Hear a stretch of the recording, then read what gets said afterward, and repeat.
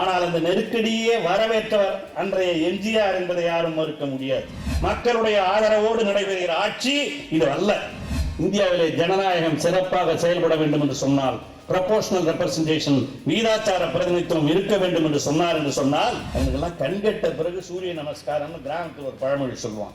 இந்த ஓபிஎஸ்க்கு கண் இருக்கும்போதே புத்தி வந்துடக்கூடாதா? ஒரு ஜனநாயகத்தின் மீது பற்றுடைய ஒருவராக என்றும் செயல்பட்டுக் கொண்டிருப்பவர் தான் தளபதி என்பதை யாரும் மறுக்க முடியாது. கட்சியில இல்லாதவங்களாம் திடீர்னு கட்சியில சேர்க்கப்பட்டு விலைக்கு வைக்கப்பட்டவங்களாம் துணை பொதுச்செயலாளர்களுக்கு வந்துடுறான். அந்த மாதிரிலாம் ஒரு கட்சி நடக்குது.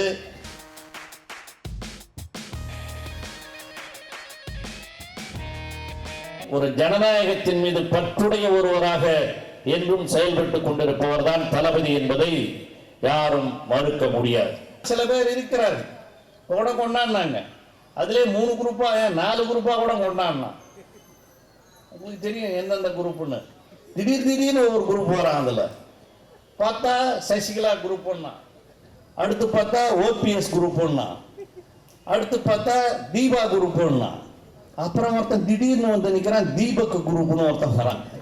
இந்த மாதிரி எந்த குரூப் எந்த நேரத்தில் வருதுன்னே தெரியாம நடத்திக்கிட்டு இருக்கிறான். அவன் நம்மளை பார்த்து பேசுறான். கட்சியில இல்லாதவங்களாம் திடீர்னு கட்சியில சேர்க்கப்பட்டு விலைக்கு வைக்கப்பட்டவங்களாம் துணை பொதுச்செயலாளர்களுக்கு வந்துடுறான். அந்த மாதிரிலாம் ஒரு கட்சி நடக்குது.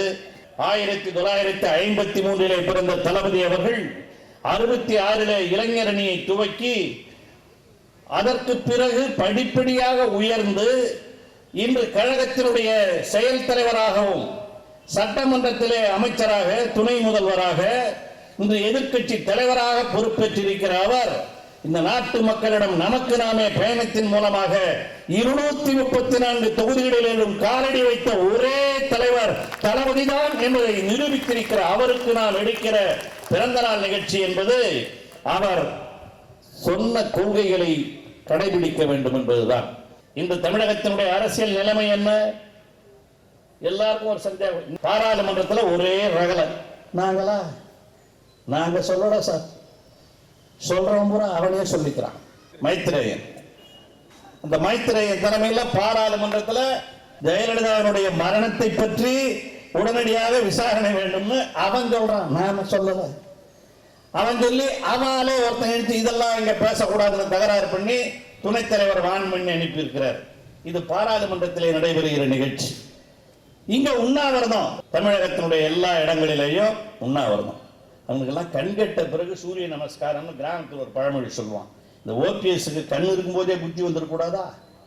முதலமைச்சரா உட்கார்ந்துருந்திய, இன்னைக்கு சொல்றிய 73 நாட்களாக நான் அங்கே இருந்தேன், என்னன்னு எனக்கு தெரியல, சொல்லலன்னு. ஏன்னா அப்ப சொல்லியிருக்கணுமா வேணாமா? தீபா பரவாயில்ல உலகுத அது சொல்லிச்சு. ஜெயிலில் போய் படுத்த உடனே நான் எங்க சொந்தம் அவங்க அண்ணன் பொண்ணு என்னையே உள்ள விட மாட்டாங்கிறீங்களே ஏன்னு கேட்டதா பத்திரிகையில செய்தி வந்தது. தீபா இருந்தது. ஆனா ஓபிஎஸ்க்கு எப்படியாவது இந்த முதலமைச்சர் நாட்களை காப்பாத்திக்கிறான் போதுங்கிற எண்ணத்துல என்னங்கிறதையே சொல்லலை. இன்னைக்கு அம்மா அந்த ஆளு வணக்கம் போடுற ஸ்டைல பார்க்கணும். எல்லாம் இங்க இருக்கிற எம்எல்ஏ தாயகம் கவியில இருந்து நம்ம மாசூர்ல இருந்து அதே மாதிரி அரவிந்த ரமேஷ்ல இருந்து தினம் நாங்க இதெல்லாம் பார்த்து சலிச்சு போனோம். இப்ப அதெல்லாம் கொஞ்சம் கம்மியா இருக்கு.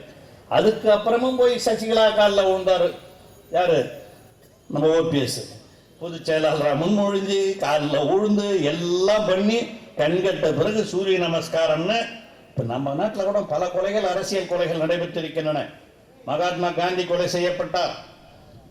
மகாத்மா காந்தியினுடைய கொலைக்கு பிறகு அம்மையார் இந்திரா காந்தி அவர்கள் கொலை செய்யப்பட்டார். ராஜீவ் காந்தி அவர்கள் கொலை செய்யப்பட்டார். இவங்கெல்லாம் கொலை செய்யப்பட்டார்கள் என்பது நமக்கு தெரியும். யார் கொலை செஞ்சாங்கிறது தான் அப்புறம் போலீஸ் சொல்லி கண்டுபிடிச்சான தவிர கொலைங்கிறது நமக்கு தெரியும். ஆனா இப்ப நடக்கிறது கொலையாங்கிறத ஆராய்ச்சி பண்ணானே சொல்லிட்டு இருக்கான். கொலையா சாவானே யாருக்கும் தெரியல. நமக்கு இல்ல, அவன் கட்சியில் இருக்கிறவனுக்கே தெரியல. எல்லாம் குழம்பி போயிருக்கான். தமிழகத்து மக்களை குழப்பிக் கொண்டிருக்கிறார்கள். இந்த அம்மா போய் சேர்ந்தது செப்டம்பர் 23ஆம் தேதி. எய்ம்ஸ் டாக்டர் அங்க வந்தது அக்டோபர் 5ஆம் தேதி. அவன் என்ன சொல்றான் ரிப்போர்ட்ல, அந்த அம்மா வரும்போது ரொம்ப தெளிவா இருந்தாங்க, உடல்நிலை சரியில்லாம வந்தாங்க, மயக்க நிலைமையில வந்தாங்க. 5ஆம் தேதி அக்டோபர் 5ஆம் தேதி வந்த டாக்டர்களுக்கு செப்டம்பர் 23ஆம் தேதி சேர்ந்தவங்களை பத்தி எப்படி தெரியும்? நான் கேட்கல சார், அவங்க கேட்கறாங்க. அதுவும் யார் கேட்கறான்னு தெரியுமா? அப்ப வந்து கொலபலன்னு கத்துறான் பாருங்க ஒருத்தன், பொன்னையன்னு ஒருத்தன். எங்க அம்மா சாப்பிட்றாங்க, வீட்டுல இருந்து வந்து சாப்பாடு சாப்பிட்டு இருக்கிறாங்க, ரொம்ப தெளிவா இருக்கிறாங்க அண்ணா. அவன் சொல்றான் இப்ப வந்து நின்றுட்டு அதெல்லாம் போய் இவ்வளவு பொய் சொன்னோம். அந்த கட்சி எவனா நம்புவானா? அவன் எந்த குரூப்பா இருந்தாலும். அந்த அளவிற்கு இன்று அதிமுக என்ற ஒரு கட்சி, அது ஜெயலலிதா இருக்கும்போதே அப்படிதான். அங்க எல்லாம் சரண்டர் ஆகி கும்பிடு போட்டு கிடந்தானுங்க. இப்ப கொஞ்சம் சுதந்திரமா செயல்படலாமான்னு நினைக்கிறான், அதுவும் முடியல. இப்ப அம்மா இப்ப சின்னம்மா ஆகி போய் சின்னம்மா ஜெயில இருக்கு. அதனால அம்மா இருந்திருந்தா அதுவே ஜெயிலுக்கு போயிருக்கும். ஓபிய இன்சார்ஜ் மினிஸ்டர், சீஃப் மினிஸ்டர் ஆக்கியிருப்பாங்க. அது காலம் ஓடின்னு இருந்திருக்கும். இப்ப அவர் அதுதான் நினைக்கிறாரு, சாவாம அதுக்காக தான் போறாரு, கோலான்றாரு. அவருக்கு இருக்கிறதுனா அதான், இது அம்மா ஜெயிலுக்கு போய் உள்ள இருந்தா நம்ம சீஃப் மினிஸ்டராக அதை ஆக்கியிருக்கோம். இது உள்ள போயிட்டு வேற எவனையா சீஃப் மினிஸ்டர் ஆகிட்டு நம்ம அந்த பதவியும் கிடைக்காம போயிடுச்சாங்கிற ஆத்திரம் தான் ஓபிஎஸ். அவர் ஒன்றும் பெரிய யோக்கியமான திறமை உள்ள நிர்வாகியோ எதுவும் கிடையாது. அந்த சூழ்நிலை தான் அந்த கட்சிகளை நடைபெற்றுக் கொண்டிருக்கிறது. அதுதான் நடைபெற்றுக் கொண்டிருக்கிற நிலைமை. என்ன பத்திரிகையில டிவியில பேட்டி கொடுக்கலாம்னு சொல்றான், இந்த ஓபிஎஸ் குரூப்ல சொல்றான், மக்கள் தான் என் பக்கம் இருக்கிறார்கள், எம்எல்ஏ மட்டும்தான் அங்க இருக்கிறான், மக்கள் கூட எங்க கிட்ட இருக்கிறாங்க. உண்மைதான். அதுக்குதான் பேரறிஞர் அண்ணா அவர்கள் பாராளுமன்றத்திலேயே பேசினார். இந்தியாவிலே ஜனநாயகம் சிறப்பாக செயல்பட வேண்டும் என்று சொன்னால் ப்ரொபோர்ஷனல் ரெப்ரசன்டேஷன், வீதாச்சார பிரதிநிதித்துவம் இருக்க வேண்டும் என்று சொன்னார். என்று சொன்னால் நமக்கு ரொம்ப பேருக்கு ஒன்றும் அது புரியல. அண்ணா சொன்னாரு, கலைஞர் அதை வற்புறுத்தி இருக்கிறார். வீதாச்சார பிரதிநிதித்துவம்னா என்ன? 1000 ஓட்டு வாங்குறான் ஒருத்தான்னா அவனுக்கு 10 சீட்டுன்னா, 900 ஓட்டு வாங்கினவனுக்கு 9 சீட். 1000க்கு 10ன்னா 900க்கு 9. Proportional representation. இப்ப மக்கள் தொகை எவ்வளவு இருக்கோ, இப்ப மக்கள் தொகை வந்து 2 கோடி வாக்காளர்கள் இருக்காங்கன்னா அதை 234 வகுத்து அதுல எவ்வளவு வருதோ அது வாங்கினா ஒரு ஆள் ஜெயிக்கலாம். அதுதான் ப்ரொபோர்ஷனல் ரெப்ரசன்டேஷன். அது கட்சி அடிப்படையில் நடக்குது. இப்ப திமுகவுக்கு இவ்வளவு ஓட்டு, திமுக 1000 ஓட்டு வாங்குதுன்னா அதுக்கு 10, அதிமுக 900 ஓட்டு வாங்குதுன்னா அதுக்கு 9. அந்த மாதிரி கொடுக்கறதா ப்ரொபோர்ஷனல் ரெப்ரசன்டேஷன், வீதாச்சார பிரதிநிதித்துவம்னு பேர்.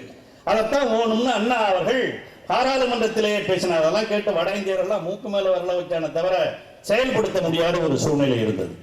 அதே மாதிரி சுவிட்சர்லாந்தை பொறுத்தவரை நீங்க மக்கள் விருப்பம் மக்கள் விருப்பம்னு சொல்றான். உண்மைதான், மக்கள் பூரா இருக்கிற எம்எல்ஏ வேணும் உள்ள விட மாட்டாங்க அதிமுக இருக்கணும். ஆனா பிடிக்கலையே தவிர அவனை சட்டமன்றத்திலிருந்து வெளியே கூட்டுக்க முடியுமா? நம்ம அரசியலமைப்புல அது முடியாது. ஆனா சுவிட்சர்லாந்துல இருக்கிற அரசியலமைப்புல நேரடி ஜனநாயகம், டைரக்ட் டெமோக்ரசி என்று சொல்லப்படுகிற அந்த நேரடி ஜனநாயகத்தில் என்ன நடக்குதுன்னு சொன்னா, அங்க ஒரு 50,000 பேர் இந்த தொகுதியில இருந்து நான் இப்ப என்ன செலக்ட் பண்ணி அனுப்பிச்சிட்டாங்க.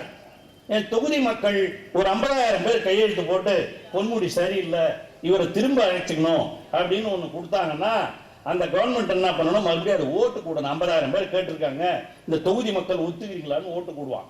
ஓட்டு கூட்டு பெரும்பான்மை மக்கள் இருந்தாலும் வேணாம் அப்படின்னு என்னை நிராகரிச்சுட்டா என்னை எடுத்துட்டு அடுத்த எலெக்ஷன் நடக்கும். இதுக்கு பேர் இனிஷியேட்டிவ், மக்கள் துவக்கம்னு பேரு, மக்கள் தீர்ப்புன்னு பேரு. இது சுவிட்சர்லாந்துல இருக்கிற டைரக்ட் டெமோக்ரசி, நேரடி மக்களாட்சி முறை. இப்ப அதைத்தான் நம்ம மக்கள் எல்லாம் கேட்கறான். மக்கள் விரும்பல இந்த எம்எல்ஏ வீட்டுக்கு அனுப்பு, ஆனா கேட்டு என்ன பண்றது, நமக்கு அந்த வழியே இல்லையே. சட்டமன்றத்தில் சட்டப்படி நேர்முக ஜனநாயகம் கிடையாது, இதையும் வேண்டும் என்று வலியுறுத்தியவர் பேரறிஞர் அண்ணா. திராவிட இயக்கம் இதெல்லாம் இருக்கணும்னு சொல்லிச்சு. வீதாச்சார பிரதிநிதித்துவமாக இருந்தாலும் நேரடி மக்களாட்சி முறையாக இருந்தாலும் இதெல்லாம் இருந்தாதான் ஒரு ஜனநாயகம் என்பது உண்மையான ஜனநாயகமாக இருக்க முடியும். அதைத்தான் நீண்ட காலமாக இந்த திராவிட இயக்கம் வற்புறுத்தி வருகிறது.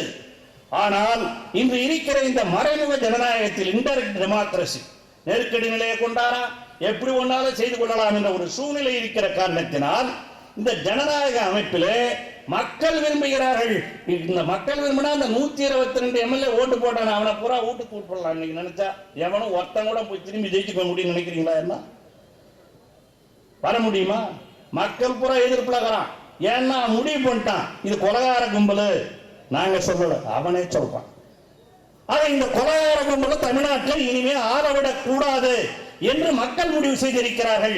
ஆனால் ஜனநாயகத்திலே அதற்கு மக்களை கேட்பதற்கு வாய்ப்பில்லாத இருக்கிற காரணத்தினால் இன்று இந்த ஆட்சி நடைபெற்றுக் கொண்டிருக்கிறதே தவிர மக்களுடைய ஆதரவோடு நடைபெறுகிற ஆட்சி இது அல்ல.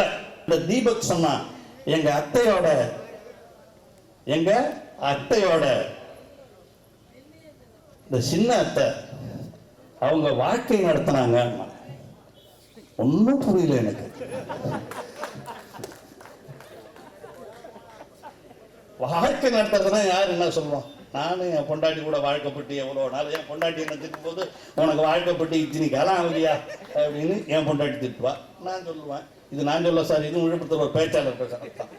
அவர் சொன்னார், அப்போ வாழ்க்கை நடத்தணும்னா என்ன அர்த்தம்னு நீங்களே தெரிஞ்சுங்க. நாட்டில எல்லாம் தெரியும், இதெல்லாம் தெரியாத விஷயம் கிடையாது, வெளியில சொல்லக்கூடாத சொல்கிறேன், அவ்வளோதான்.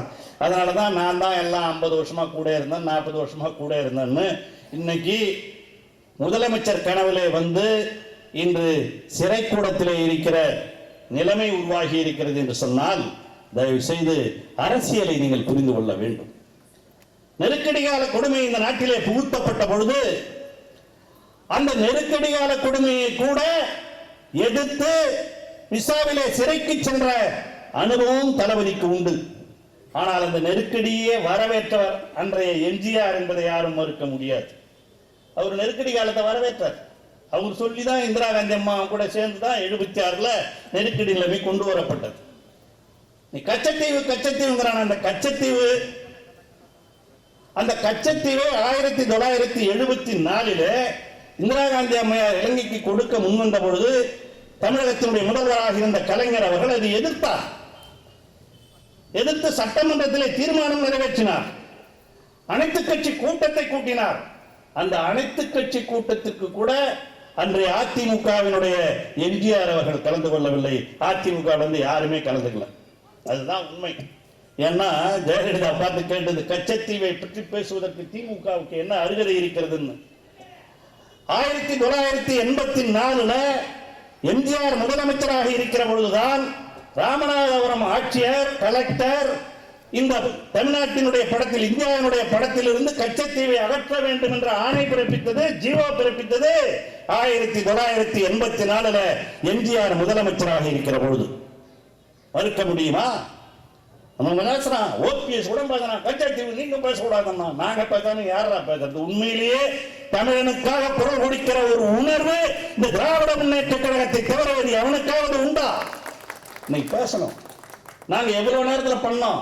நீ முதல்ல முதலமைச்சரா வந்த உடனே ஜெயலலிதா 91 கொடியேற்றும் போது கச்சத்தீவை நான் மீட்டு தருவேன் சொன்னார். அதைத்தான் நாங்க கேட்டோம். கேட்கும்போது கச்சத்தீவை மீட்டு தருகிறேன் என்று சொன்னீர்களே, இந்த தடவை முதலமைச்சராக இருந்தீங்களே என்ன பண்ணீங்கன்னு கேட்டோம். அதை கேட்கிற அருகதை உங்களுக்கு இல்லை, திமுகவுக்கு இல்லை. சொன்னது ஜெயலலிதா. இன்னைக்கு என்ன நிலைமை? இன்னைக்கு கச்சத்தீவு பிரச்சனை எந்த அளவிற்கு வளர்ந்திருக்கிறது? அதனால் தானே ஈழத்தில் இருக்கிற மீன்பிடிக்க செல்கிற மீனவர்களுக்கெல்லாம் என்று பிரச்சனை ஏற்பட்டுக் கொண்டிருக்கிறது. அதை பற்றி ஏதாவது இந்த ஆட்சி கவலைப்படுகிறதா? ஆக தமிழனுடைய எந்த நிலைமை வந்தாலும் அவர்களுக்காக குரல் கொடுக்கிற ஒரு இயக்கமாக செயல்பட்டுக் கொண்டிருப்பது திராவிட முன்னேற்ற கழகத்தை தவிர வேறு எந்த இயக்கமாவது உண்டா? தமிழகத்திலே எந்த துறையிலுமே சரியான ஒரு செயல்பாடு இல்லாத நிலைமைதான் இருக்கிறது. அரசாங்கம் நிரந்தரமா நிலையா இருந்தால்தான் அவனுக்கு ஒரு கான்பிடன்ஸ், தன்னம்பிக்கை இருந்தால்தான் நாட்டு மக்களை பற்றி சிந்திப்பார்கள். கல்வித்துறை பற்றியும் கவலை இல்லை, உணவுத்துறை பற்றியும் கவலை இல்லை. தண்ணி கொள்கை கிடைக்கல சார். இப்ப தமிழ்நாடு பூரா குடிநீர் பிரச்சனை எல்லா ஊர்லயும் தலைவிரித்து ஆடுகிறது. அதை கேட்பதற்கு யாரேனும் ஆள் இருக்கிறார்களா? ஆளுங்கட்சியிலே இருக்கிற எம்எல்ஏக்கள் அதை பற்றி யாராவது கவலைப்படுகிறார்களா?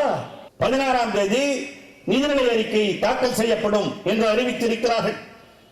அந்த நிதிநிலை அறிக்கை உண்மையில 1 மாசம் 2 மாசமாவது ப்ரிப்பேர் பண்ணணும். ஆனா நிதியமைச்சரே 4 நாளைக்கு முன்னதான் நியமிக்கப்பட்டிருக்கிறார்.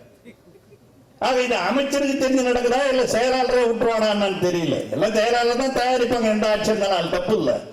ஆனா ஒரு கன்சல்டேஷன் உட்கார்ந்து அதை பற்றி விவாதித்து ஒரு நிதிநிலை அறிக்கை உருவாக்க வேண்டாமா? அதுவும் வாய்ப்பில்லை. அந்த மாதிரி ஒரு சூழ்நிலையில நிதிநிலை அறிக்கையை தாக்கல் செய்யவிருக்கிறார் என்று சொன்னால் பல்வேறு பிரச்சனைகள் தமிழகத்திலே தலைவிரித்தாடி கொண்டிருக்கின்றன. மீனவர் பிரச்சனை, குடிநீர் பிரச்சனை, விவசாயிகள் பிரச்சனை. இன்னைக்கு சட்டமன்றத்தில் நாங்கள் என்ன கேட்டோம்? ரகசிய வாக்கெடுப்பு வேணும்னு கேட்டோம். அதுக்கு மரபே இல்லைன்னார். இன்னைக்கு கூட வாட்ஸ்அப்ல போடுறான் ஒருத்தன். தமிழ்நாடு சட்டமன்றத்திலேயே சபாநாயகர் தேர்தல் 3 பேர் நின்னாங்க. சுதந்திரா கட்சியில ஒருத்தர், அதே மாதிரி சீபா ஆதித்தனார் ஒருத்தர். 3 பேர் நிக்கிற பொழுது 3 பேர் நின்னா ரகசிய ஓட்டு நடத்தணும்னு சொல்லி அன்னைக்கு ரகசிய வாக்கெடுப்பு நடந்ததாக வரலாறு இருக்கிறது. 1967 சபாநாயகர் தேர்தல் ரகசிய வாக்கெடுப்பு. அவ்வளவு வேணாம். ராஜ்யசபா எம்பி எலெக்ஷன் பண்றவன் எப்படி தேர்ந்தெடுக்கிறீங்க?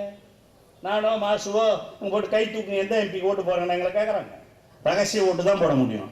ஆக ரகசிய ஓட்டு இல்லை என்று சொல்லுவதே சபாநாயகருடைய பித்தலாட்டத்தனம்.